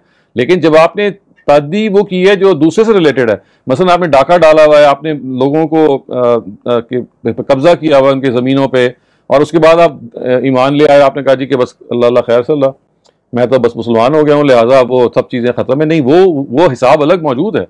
ये जो दूसरी आप बात कर रही हैं कि अगर वो दीन को प्रोफेस करने के बाद कोई ऐसा काम करता है जो खिलाफ शरअ है तो उसके अपने फिर ज़वाबित हैं. Asad Sheikh, you're next. जी अस्सलाम वालेकुम. वालेकुम सलाम. डॉक्टर साहब, मैं क्वेश्चन पूछने से पहले आपको मैं थैंक्स कहूँगा क्योंकि आपने जो एक बात कही उससे मेरे बड़े कॉन्सेप्ट क्लियर हुए आज ने. जो जूस और क्रिश्चियंस को आपने कहा कि वो एक बिगड़े हुए मुसलमान हैं हज़रत इब्राहिम अलैहिस्सलाम के तवस्सुत से. बहरहाल मेरा क्वेश्चन ये कि आपने अपने इनिशियल डिस्कशंस में फरमाया कि अगर कोई इंसान कंटिन्यूसली एंगेज हो जाता है ना सय्यात करने में, बैड यानी गुनाह करने में, तो उसके साथ शैतान मुसल्लत कर दिया जाता है. तो वो जो है फिर कंटिन्यूसली ज़ाहिर है अगर उसके साथ शैतान मुसल्लत कर दिया जाएगा तो फिर तो वो गुनाहों के दलदल में फंसता जाएगा. तो मेरा ये क्वेश्चन है कि अल्लाह ताला ने रिपेंटेंस के दरवाजे तो कभी भी बंद नहीं किए हैं ना. अल्लाह ताला तो फरमाते हैं कि अगर मरने से पहले भी कोई तौबा कर ले तो शायद उसकी भी बख्शिश हो जाए. लेकिन अगर शैतान उसके साथ मुसल्लत कर दिया जाए तो फिर तो लगता है कि जैसे इम्पॉसिबल है उसका वापस आना. क्या इसकी ये वजह है कि अल्लाह ताला की नॉलेज इतनी वसी है कि अल्लाह ताला को मालूम है पहले से ही फ्यूचर का, डेस्टिनी का, कि वो शख्स वापस नहीं आएगा? नहीं, देखिए ऐसा नहीं है. सूरह ज़ुखरुफ में जहाँ ये आयत आई है शैतान के मुसल्लत कर देने की, उसके अल्फाज ये हैं कि वमन याशु अन ज़िक्र रहमान नुक़य्यिद लहु शैतानन फहुवा लहु करीन. इसका मतलब ये है कि जो खुदा को भूल जाए, खुदाई को बुला बैठे, खुदा से कोई सरोकार ही ना हो, अब वो भटक गया है, اب یہ بھٹکنے کی سزا پھر یہ ہے کہ اس پہ شیطان مسلط کر دیا جاتا ہے. اگر وہ بھٹک کے واپس آ جائے گا تو شیطان بھی واپس چلا جائے گا. تو یہ کوئی خدا نے ابدی طور پہ نہیں مسلط کر دیا, یہ آپ کے رویے کے طور پہ, سزا کے طور پہ مسلط کیا. You deserve that, but if you come out of that, آپ لیٹ سے کسی وجہ سے آپ کو احساس ہو جاتا ہے کہ میں نے خدا کو بھلا دیا تھا اور مجھے واپس آنا چاہیے, تو ایسا نہیں ہے کہ وہ شیطان پھر بھی رہے گا. وہ تو صرف یہ بتا رہے ہیں کہ جب تک آپ خدا کو بھلائے بیٹھے رہیں گے اور آپ نے اس کو اپنا وتیرہ بنا لیا اور آپ نے فیصلہ ہی کر لیا, تو پھر میں اس کو پنش کروں گا ایسے کہ پھر وہ آپ کو اور گمراہ کرے گا. لیکن اگر آپ لوٹیں گے تو خدا کہتے ہیں میں بھی لوٹ جاؤں گا. تو یہ کوئی ابدی چیز نہیں ہے. اچھا, میرا وہ ایک جاوید صاحب نے ایک کوشچن بیچ میں پوچھا تھا, تو اس میں ہم یہاں, میں بھی کیلگری البرٹا میں رہتا ہوں, تو یہاں ہم جب جمعے کے خطبے میں جاتے تھے پینڈیمک سے پہلے, تو جو اسکول آف تھاٹ یہاں امامس کا ہے, تو وہ تو یہ بھی یہاں تک بھی کہتے تھے کہ جمعے کو درود شریف زیادہ پڑھیں, اور درود شریف جو ہے وہ حضور صلی اللہ علیہ وسلم کے ہاں پہنچتا ہے, اینجلز ان کو پہنچاتے ہیں اور پھر کچھ جواب دیتے ہیں پرسنلی. تو میرا تو یہ بھی ظاہر بات میری ذہن سے لگتی نہیں تھی, لیکن آپ اگر اس کو فردر کلیریفائی کریں تھوڑا. اور دو باتیں الگ الگ ہیں. ایک یہ ہے کہ آپ قبر پہ جائیں اور قبر میں آپ دعا کریں اور آپ لوگوں کو کہیں جی کہ وہ تو آپ کی بات سن رہے ہیں, یہ بالکل اور بات ہے. ایک یہ بات ہے آپ نبی صلی اللہ علیہ وسلم کے لیے جنرلی دیکھیں, ہم نماز میں درود پڑھتے ہی ہیں نا, تو وہ درود ابراہیمی جو ہے بیسکلی وہ پیغمبر, درود فارسی کا لفظ ہے, فارسی میں درود کہتے ہیں پیغمبر کی دعا کے لیے. دعا کو فارسی میں درود کہتے ہیں, یہ اردو میں بھی اب استعمال ہو گیا لیکن اوریجنلی پرشین کا ورڈ ہے which means supplication for the prophet. تو یہ محض دعا ہے. تو اب اگر آپ عام دعا کرتے ہیں اور وہ دعا جو ہے وہ نبی صلی اللہ علیہ وسلم تک وہ پہنچتی ہے, اس کے بارے میں ہم کچھ کہہ نہیں سکتے. یعنی ہمیں تو اتنا پتا ہے کہ اللہ تعالیٰ نے ہمیں ایک اجمالی بات بتا دی ہے کہ اللہ تعالیٰ نبیوں کو اور اپنے غیر معمولی بندوں کو ایک نوعیت کی حیات دیتے ہیں, ایک نوعیت کی برزخ میں. وہ کیا ہے اس کے نتیجے میں وہ ریسیو کر لیتے ہیں جو ہم ان کے لیے دعا کر رہے ہیں یا نہیں کر رہے, اس کے بارے میں ہمیں کوئی, جب تک یا تو نبی صلی اللہ علیہ وسلم کی طرف سے کوئی اطلاع اگر ہے آپ کے ذہن میں, کوئی روایت ہے تو میں اس کو چیک کر سکتا ہوں. ادروائز جس چیز نے ہمیں قرآن مجید نے ہمیں جہاں پہ روک دیا گیا یا بتایا ہے وہ یہ ہے کہ پیغمبر جو ہیں وہ اپنی مسکن میں جو برزخ میں ہے ان کو ایک نوعیت کی حیات حاصل ہے, وہ اللہ تعالیٰ کی عنایات پا رہے ہیں. یرزقون کے الفاظ آتے ہیں, ان کو رزق جو ہے عربی زبان میں بلیسنگز کے لیے آتا ہے, عنایات کے لیے آتا ہے. اب وہ عنایات جو وہ ہیں وہ کیا ہیں, یہ ایک اجمالی چیز ہے, اس کو ہم بہرحال اس کو پن پوائنٹ نہیں کر سکتے. تو جیسے سپلیکیشن ہے درود شریف, اور میرا خیال سورہ احزاب میں ہی ہے نا کہ اللہ ملائکتہ یصلون علی, تو اللہ تعالیٰ اور فرشتے خود حضور صلی اللہ علیہ وسلم پہ درود سلام پیش کرتے ہیں. اور سپلیکیشن ہے تو سپلیکیشن تو پھر ایک عبادت ہو گئی نا, تو اور عبادت جو ہے وہ صرف اللہ کی. بالکل ایسے ہی ہے, اور وہ تو خاص طور سے اس وقت کہا جا رہا تھا کہ جب نبی صلی اللہ علیہ وسلم موجود تھے زندہ. اور وہ سورہ احزاب میں جو یہ واقعہ جہاں پہ بیان ہوا ہے کہ منافقین کے رویے کے مقابلے میں بیان ہو رہا ہے کہ منافقین تو یہ کرتے تھے اور اس کے بدلے میں اللہ پیغمبر اللہ اور اللہ تعالیٰ کے جو بندے ہیں وہ پیغمبر کے ساتھ یہ تعلق رکھتے ہیں. Moving on to the written questions, the first one asks, what is the promise that Satan made which was mentioned in today's verse? I could not understand the question. Could you repeat it, please? What was the promise that Satan made in today's verse? تو وہ تو دیکھیں قرآن مجید میں جگہ جگہ پہ بیان ہوا ہے. وہ یہ تھا کہ شیطان نے یہ کہا تھا کہ اگر آپ مجھے مہلت دے دیں گے, مطلب if you don't punish me now, کیونکہ دیکھیں اسے سجدے سے انکار کر دیا تھا, خدا کا نے جو حکم دیا تھا, he did not follow God's directive and God actually wanted to punish him and maybe just کہتے ہیں نا کہ ختم ان کو کرنا چاہتے تھے. شیطان نے کہا کہ نہیں, آپ مجھے مہلت دے دیجئے and if you give me respite so I will یہ لوگ جو ان کو آپ بڑا سمجھتے ہیں کہ یہ فن خان ہیں, بڑے نیک لوگ ہیں, انہی کو میں گمراہ کروں گا. اور یہ جو گمراہ کروں گا تو پھر آپ یہ دیکھیں گے کہ جو جس کو میں سمجھتا ہوں کہ I am not the only one who is going to refuse you or refute you, you will find a number of people following me. اور اس کے نتیجے میں اگر آپ یہ سمجھتے ہیں کہ I would be the only one, that's not the case, but just give me that chance. تو اللہ تعالیٰ نے کہا ٹھیک ہے, تمہارے پاس یہ چانس موجود ہے. اور یہ بھی ورڈز کہے تھے کہ وہ میرے سچے جو بندے ہیں وہ جو تمہارے دام میں نہیں آئیں گے, انا عبادی لیس لک علیہم سلطان, میرے جو خاص بندے ہیں, جو خاص بندوں سے مراد یہ جو مجھ پہ ہی توکل کریں گے, وہ تمہارے سے they will not be misled by you. You will only be able to mislead those people who themselves want to be misled. تو خود شیطان کا وعدہ یہ تھا کہ اس کو مہلت دی جائے گی تو وہ لوگوں کو گمراہ کرے گا. اور اللہ تعالیٰ نے اس کے جواب میں یہ کہا تھا کہ میں تمہیں مہلت دیتا ہوں تم میرے بندوں کو جو میرے خاص بندے ہیں جو مجھ پہ ٹرسٹ کریں گے تم ان کو گمراہ نہیں کر سکو گے, تم انہی کو گمراہ کر پاؤ گے جو خود گمراہی کو چوز کریں گے. Hey, Dr. Salim. The next question is, the participant asks that they cannot understand the difference between the things that are sins and the things that are haram. Are all sins haram? دیکھیے sons اور جو گناہ یا حرمت جو ہے نا یہ تو کیٹیگریز الگ الگ ہے. حرمت کا تو مطلب یہ ہے کہ فلاں چیز فوربڈن ہے. فوربڈن ہونے کے نتیجے میں اگر if you start doing it تو وہ ایک گناہ بن جائے گا. سمجھے نا؟ دیکھیے میں فار ایگزامپل آئی سے کہ کنزیومنگ لکر از حرام, از فوربڈن.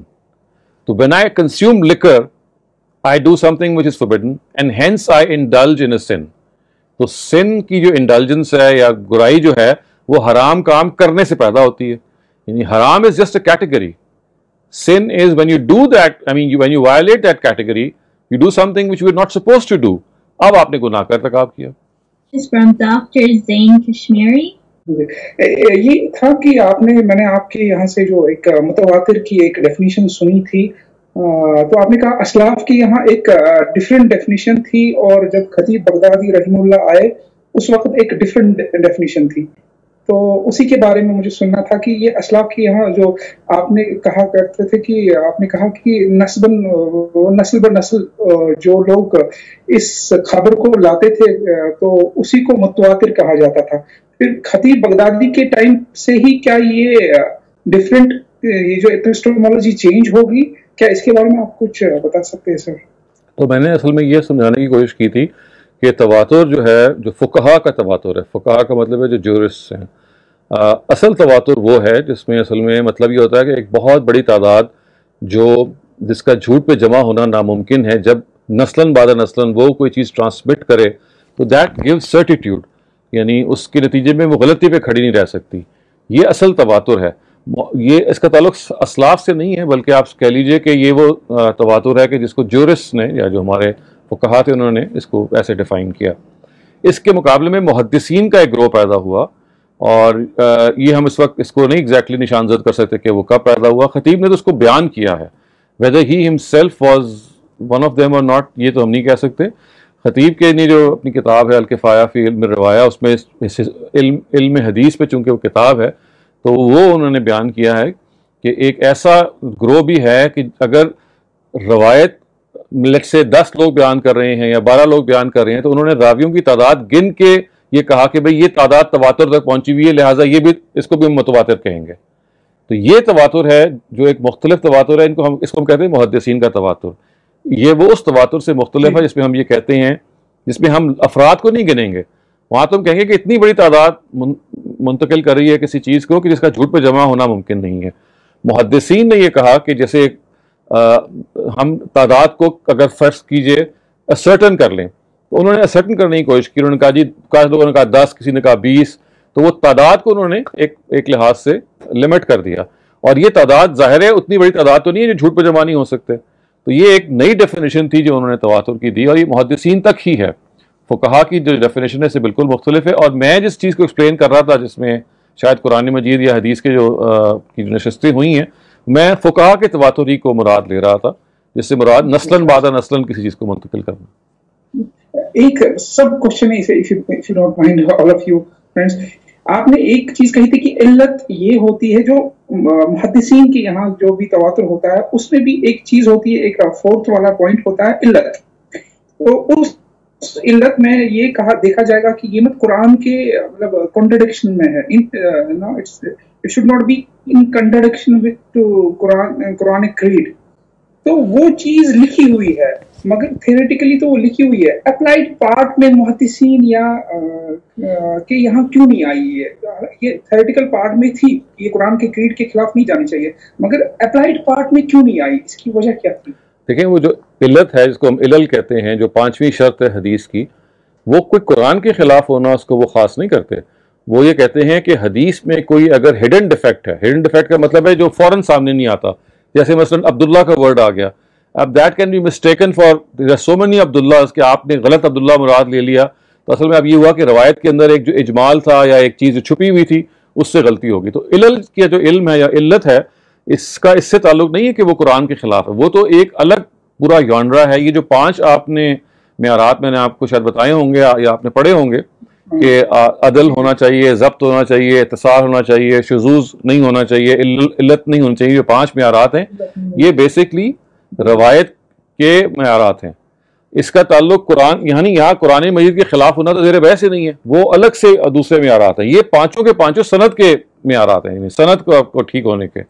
وہ جو یہ بات ہے کہ متن جو ہے وہ قرآن کے خلاف نہ ہو یا سنت کے خلاف نہ ہو یا اسٹیبلشڈ ہسٹری کے خلاف نہ ہو, وہ اس کے علاوہ الگ سے بیان ہوئے ہوئے ہیں. اسی وجہ سے یہ سوال ہمارے یہاں تاریخ میں ہمیشہ گردش کرتا رہا کہ محدثین نے یہ جو 5 معیارات بنائے ہیں اس کے اندر تو اصل میں متن زیر بحث نہیں آتا. تو اس کا جواب یہ دیا جانے لگا کہ نہیں, دیکھیے اگر آپ اس کو تفصیل سے اپلائی کریں گے, جیسے شذوذ کی وہ مثال یہ لیتے ہیں کہ اگر زیادہ جو کمزور راوی ہے, اگر جو کمزور راوی ہے وہ کم کمزور راوی زیادہ کمزور راوی کے مخالف کوئی روایت بیان کریں گے تو اس کو وہ کہتے ہیں یہ شاذ روایت, اس کو شذوذ کہتے ہیں. تو وہ کہیں گے اصل میں یہ ہو ہی تب سکتا ہے کہ وہ قرآن کے خلاف ہو. تو وہاں وہ کیا کرتے ہیں, اس کو انڈرسٹوڈ مان لیتے ہیں. لیکن اگر آپ میرا خیال ہے زیادہ تفصیل سے دیکھیں گے تو آپ کو نظر آئے گا یہ 5 معیارات جو حدیث کے جج کرنے کے ہیں, they are more related to the sanad. یہاں پہ وہ زیر بحث سے نہیں آتا قرآن, وہ اس کے لیے الگ ہے. جیسے خطیب بغدادی کا آپ نے چونکہ نام لیا, وہ اس کو بیان کرتا ہے اور وہ اچھی طرح سے تفصیل کرتے ہیں. تو وہ ہے متن کے معیارات, that they are actually separately mentioned. Next question is from Ashfaq. میرا کوشچن ہے وظیفے کے بارے میں, جو سوال کرنا چاہ رہی تھی کہ وظیفے کا بیک گراؤنڈ کیا ہے, کیا حضور صلی اللہ علیہ وسلم وظیفہ کیا کرتے تھے؟ کیونکہ ہم نے تو ہمیشہ اپنے بزرگوں کو وظائف وغیرہ کرتے ہوئے دیکھا ہے, کیونکہ یہ چیز کلیئر کرتے ہیں. دیکھیں نبی صلی اللہ علیہ وسلم کا جو وظیفہ ہے وہ ایک ہی تھا, قرآن. اور قرآن پڑھتے تھے, قرآن مجید سے تمسک اختیار کرتے تھے. جب کبھی پریشان وہ ہوتے تھے تو نماز 2 نفل پڑھتے تھے اور اللہ سے دعا مانگتے تھے. تہجد کی نماز میں اللہ تعالیٰ کے آگے گڑگڑاتے تھے. یہی بس, اس کو اگر آپ وظیفہ کہنا چاہیں تو یہی وظیفہ ہے.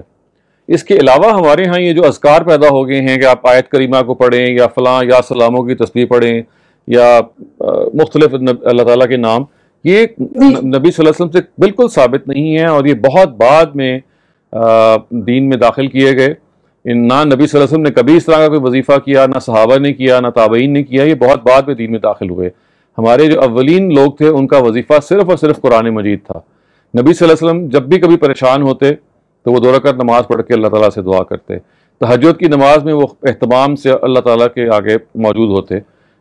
قرآن مجید میں اپنے آپ کو زیادہ سے زیادہ انوالو کرتے. یہی ان کا طریقہ تھا, یہی ان کا وظیفہ تھا, اگر آپ نے وظیفے کا لفظ استعمال کرنا ہے. ویسے بائی دا وے وظیفے کا ورڈ کہیں قرآن میں استعمال نہیں ہوا, پورا قرآن سے خالی ہے.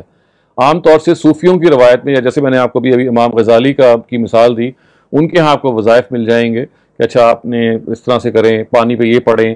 تو یہ عام طور سے وہ چیزیں ہیں کہ جس کا دین میں انفارچونیٹلی کوئی مقام نہیں ہے. اور آپ نے بالکل ٹھیک کہا کہ ہم نے اپنے پیرنٹس کو, گرینڈ پیرنٹس کو کرتے ہوئے دیکھا. تو اس کی بڑی وجہ یہ ہے کہ اصل میں ان کے ہاں دین جو ہے وہ اسی روایت سے اخذ کیا جاتا تھا جو ہماری سوسائٹی میں پائی جاتی ہے کہ ان کے پیرنٹس نے کیا کیا اور ان کے پیرنٹس نے کیا کیا. لیکن سچی بات یہ ہے کہ نبی صلی اللہ علیہ وسلم نے کبھی یہ کام نہیں کیا. ان کا وظیفہ صرف اور صرف قرآن تھا. Thank you, Dr. Salim. Our next question is from Rafia Khwaja. Dr. Shahzad, my apologies, I may be wrong, but the impression I get listening to some questions asked by people is that some people think that only when Muslims say Tawbah, God will forgive them. But we have no idea how many Christians and Jews are doing Tawbah. And as you said, we are all Muslims. Then why do people differentiate between the Tawbah of Muslims and non-Muslims? دیکھیں, people do a lot of things. I mean, you just cannot check people all the time. اس میں best طریقہ یہ ہوتا ہے کہ اگر if they do something which is not according to your understanding, just ignore them.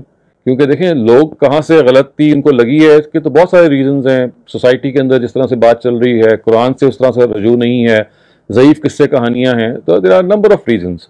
So I think better if we concentrate on our own understanding, and if there are people who we can convince and who can become an audience, تو ہم سے ضرور بات کریں. Otherwise اس تجزیے کا کوئی خاص فائدہ نہیں ہے کہ لوگ یہ ایسے کیوں بلیو کرتے ہیں. آبویسلی چونکہ قرآن مجید سے یا جیسے ہم کہتے ہیں نا کہ اوریجنل سورسز سے ان کا واسطہ نہیں ہوتا, تو پھر سنی سنائی باتیں ہوتی ہیں جو انسان بیان کرتا ہے, تو سورس تو یہی ہے اس کا. ڈاکٹر شناب, آپ کا تو یہی کہنا کہ they are all Muslims. So if we look at it that way, then God will forgive everybody who does Tawbah. دیکھیں بات وہ ہے کہ whether God will forgive everybody or not, it is something which God has to decide. خدا نے کچھ معیارات بتا دی ہیں البتہ قرآن میں, مثلا یہ بتایا کہ آپ اللہ کو مانیں, آخرت کو مانیں, اچھے اعمال کریں, جانتے بوجھتے حق کو نہ جھٹلائیں. یہ اگر آپ کر رہے ہیں تو اللہ تعالیٰ کہتے ہیں کہ لا خوف علیہم ولا ہم یحزنون, ایسے لوگوں کو اللہ تعالیٰ اپنے پیراڈائز میں لے جائیں گے. اب اسپیسیفکلی کون لوگ فال کرتے ہیں کس میں, دیٹ آئی کین ناٹ سے. یہ آبجیکٹیو معیارات اللہ تعالیٰ نے بتا دیے کہ میں فیصلہ کروں گا تو ان معیارات سے فیصلہ کروں گا, اور فیصلہ انہوں نے کرنا ہے. Our next question is from Imran Babar. Doctor صاحب میرا سوال, شروع کے کچھ سوال تھے, اس میں شاید مجھے ایسا امپریشن ملا کہ کہا گیا کہ شاید کوئی درود شریف نہیں پڑھنا چاہیے یا اس کی کیا حیثیت ہے. آپ پلیز واضح کریں گے درود شریف کی کیا حیثیت ہے؟ نہیں, میں نے تو یہ کہا ہے کہ وہ سوال اصل میں یہ تھا کہ درود کیا نبی صلی اللہ علیہ وسلم سنتے ہیں, تو اس کی میں نفی کر رہا تھا کہ یہ تو ہمیشہ کی کوئی تفصیل نہیں ہے کہ وہ سنتے ہیں جب آپ کی قبر پہ جاتے ہیں یا سلام کہتے ہیں. درود تو پیغمبر کے لیے دعا ہے, وہ ہمیں لازماً کرنی چاہیے, اور ہم اہتمام سے کیا ہم ہر نماز میں نہیں کرتے. اور یہ جو ہم نبی صلی اللہ علیہ وسلم کا جب نام آتا ہے تو ہم صلی اللہ علیہ وسلم کہتے ہیں نا, یہ خود درود ہے اصل میں. جب صلی اللہ علیہ وآلہ وسلم, یہ شارٹسٹ درود ہے کہ اللہ تعالیٰ تو ان پہ اپنی رحمتیں اور برکتیں نازل فرما. تو اگر آپ فرض کیجیے نماز میں کسی وقت کم بھی بول رہے ہیں تو آپ نبی صلی اللہ علیہ وسلم کا جب نام آتا ہے تو آپ محمد خالی نہیں کہتے یا نبی نہیں کہتے, اکثر ہم صلی اللہ علیہ وسلم کہہ دیتے ہیں, تو یہ خود درود ہے. تو درود تو ہمیں اصل میں نبی صلی اللہ علیہ وسلم کے ساتھ تعلق کا اظہار ہے, یہ اس چیز کا اظہار ہے کہ ہم ان کے وی فیل آور سیلز انڈیٹڈ ٹو ہم لاٹ, تو وہ تو ہمیں پڑھنا ہے ہر حال میں. اکثر جب ہم نارمل قبرستان میں بھی جاتے ہیں تو کہتے ہیں السلام علیکم یا اہل القبور, تو جب نبی اکرم صلی اللہ علیہ وسلم کے روضے پہ جاتے ہیں وہاں بھی کہتے ہیں السلام علیکم یا رسول اللہ. وہ دیکھیے وہ تو دو چیزیں الگ الگ ہیں نا. جب ہم نبی صلی اللہ علیہ وسلم کو کہہ رہے ہوتے ہیں تو ہمارا اس وقت عقیدہ ہی ہوتا ہے کہ وہ سن رہے ہیں. جب ہم قبرستان میں جا کے کہہ رہے ہوتے ہیں تو یہ اصل میں ان کو سنا نہیں رہے ہوتے, بلکہ یہ ایسے ہی ہے کہ جیسے ہم ایک خدا کے وعدے کے حوالے سے یہ کہہ رہے ہیں, دعا کر رہے ہوتے ہیں کہ اے اہل قبور جو ہم تم پہ سلامتی بھیج رہے ہیں. اور پوری بات یہاں ختم نہیں ہوتی, پوری بات یہ ہے کہ السلام علیکم یا اہل القبور انا انشاءاللہ بکم لاحقون, ان قریب ہم آپ کے پاس آنے والے ہیں, ہماری بھی انجام یہی ہونے والا ہے. تو گویا وہاں پہ ایڈریس اس لیے نہیں کیا جاتا کہ وہ آپ کی بات سن رہے ہیں, وہاں آپ ایک سچویشن کی طرف کر رہے ہوتے ہیں, سلامتی کی دعا مانگتے ہیں, اور یہ کہتے ہیں جی کہ ہمارا بھی ٹھکانہ بھی آپ ہی کے درمیان ہے. وہاں مقصد سنانا نہیں ہوتا, وہاں مقصد اپنے آپ کو یاد دہانی کرانی ہوتی ہے کہ ہم نے بھی ادھر ہی آنا ہے. تو اگر آپ نبی صلی اللہ علیہ وسلم کے پاس بھی جا کے فرض کیجئے اگر سلامتی کی دعا کے طور پہ کوئی بات کہتے ہیں تو بالکل کہہ سکتے ہیں آپ, لیکن اگر آپ کا عقیدہ یہ ہے کہ بھئی وہ سن رہے ہیں تو اس کے لیے پھر کوئی دلیل چاہیے, کیونکہ ہم قبروں کے والوں کو بھی نہیں سنا رہے ہوتے. وہاں بھی ہم السلام علیکم یا اہل القبور کہہ رہے ہوتے ہیں, وہاں کچھ سلام کر کے سنانا نہیں پیش نظر ہوتا کہ وہ سن رہے ہیں, سلامتی کی دعا اور اپنے آپ کو ریمائنڈ کروانا کہ we are going to join you very soon. Our next question is from Adila Asad. پہلے بھی ذکر کر چکے ہیں, وہ سورہ حج کی آیت میں ہے کہ اللہ نے تمہارا نام مسلم رکھا ہے, اسی کو کہہ رہے ہیں ہم؟ جی سورہ حج کے آخر میں تو تھوڑا سا اس کو ایکسپلین کریں گے. تو وہ سب کے لیے ہے, صرف مسلمانوں کے لیے نہیں ہے, مطلب آپ یہ کہہ رہے ہیں کہ وہ پیچھے کی جتنی امت ہے اس میں یہ آیا ہے پہلے, وہ ہے نا ہوا سماکم المسلمین من قبل وفی ھذا, اسی نے تمہارا نام مسلمان رکھا, اس سے پہلے بھی تمہارا یہی نام تھا اور اس امت میں بھی تمہارا یہی نام ہے. اس کا مطلب یہ کہ ہمیشہ سے آپ سب لوگ مسلمان ہی رہے ہیں. وہ اور امتوں کے لیے بھی ہو گیا. جی بالکل, مطلب انبیاء پیغمبروں کی, پیغمبروں کی جو امتیں ہیں سب کے لیے ہو گیا. آپ کو مجھے اس میں کنفیوژن تھا سر, کیونکہ وہ شاید میری پہلے بھی اس پہ ٹاپک پہ بات ہو چکی ہے, تو کسی لوگوں کا خیال ہے کہ نہیں وہ صرف مسلمانوں کے لیے ہے, کہ انہی کا جو مسلمان ہو گیا ان کا نام رکھا ہے. حضرت ابراہیم کے زمانے میں تو ابھی مسلمان پیدا ہی نہیں ہوئے تھے, اگر آپ ان لوگوں کی بات مان لیں. وہ تو نبی صلی اللہ علیہ وسلم کے زمانے میں پیدا ہوئے ہوں گے, اگر وہ ان کی بات آپ سمجھ لیں تو یہ کیسے ہو سکتا ہے؟ کم کہا گیا نا, ہوا سماکم, مخاطب وہاں پہ اس وقت موجود لوگ ہیں کہ اس نے تمہارا نام اس وقت بھی یہ رکھا اور پہلے بھی یہ رکھا. Thank you so much, Dr. Salim. That was the last question of the day. Thank you very much. So inshallah see you next week. Khuda Hafiz.